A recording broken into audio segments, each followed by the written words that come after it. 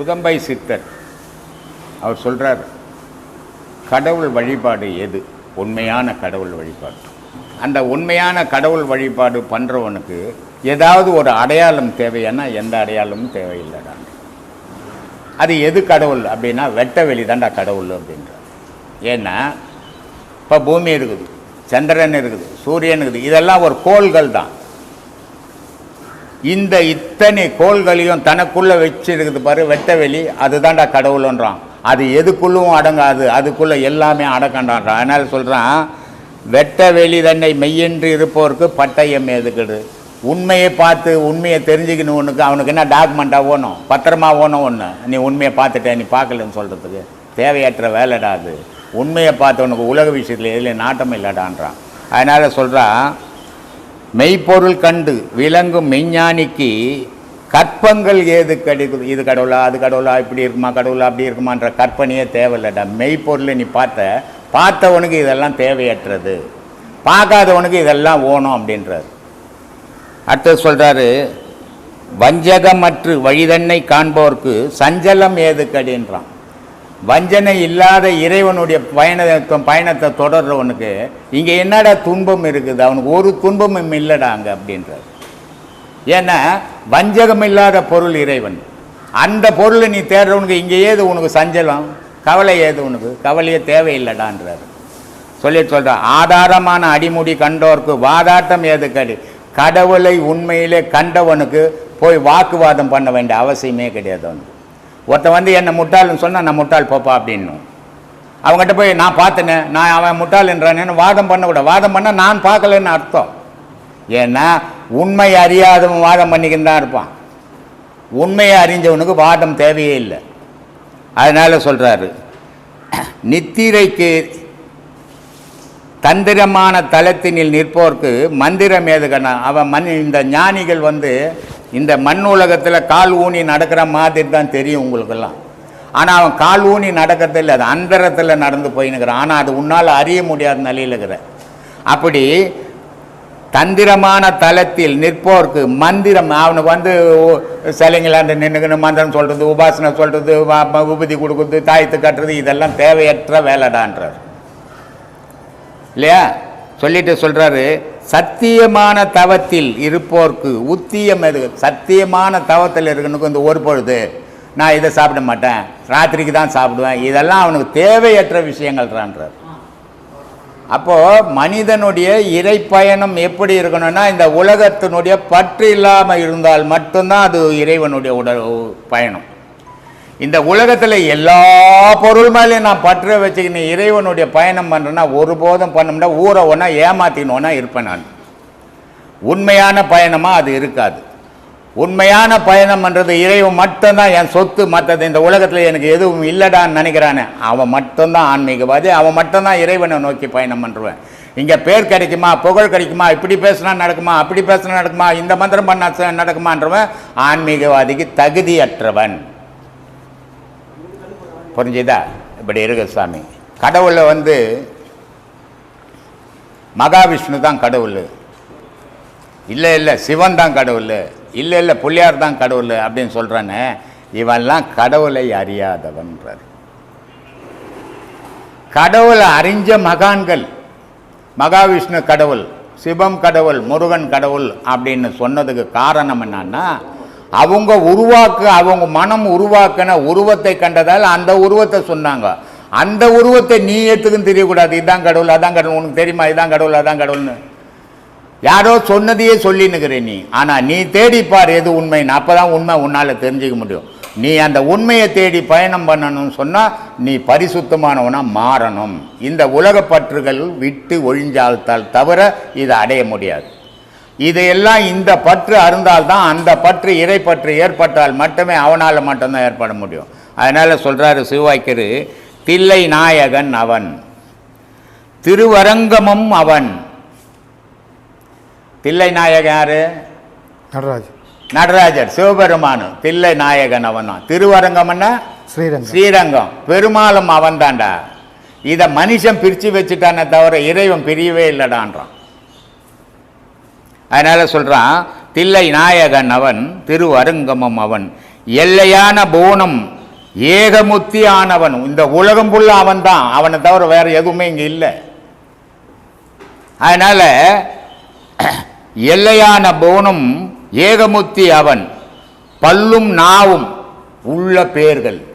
பல்லு இருக்குது, எனக்கு நாக்குக்குது அப்படின்ட்டு பல்லும் நாவும் உள்ள பேர்கள் பகுத்து கூறி கூறி மகிழ்வர். கடவுள் இது வேற அது வேற அப்படின்னு பிரித்து பேசி அவன் ஆனந்தம் கொள்வானான்.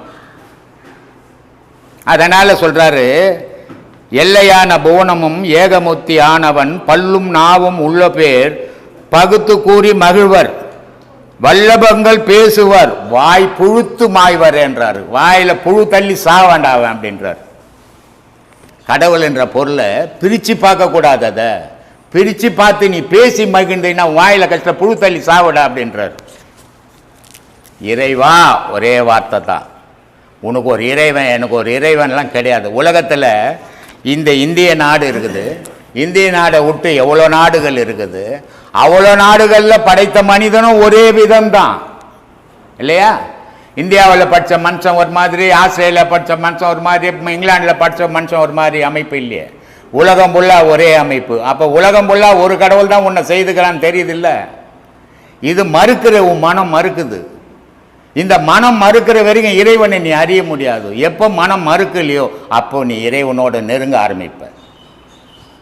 அதனால இப்படிலாம் சொல்றாங்க. சாமி சொல்லுங்க, சொல்லு சாமி. சுவாமி சொல்லுங்க. இந்த அரவாணியாக பிறப்பது சாபமா இல்லை பாபமா? சாபமும் கிடையாது, பாவமும் கிடையாது. அரவணையாக பிறக்கிறதுக்கு காரணம் என்ன?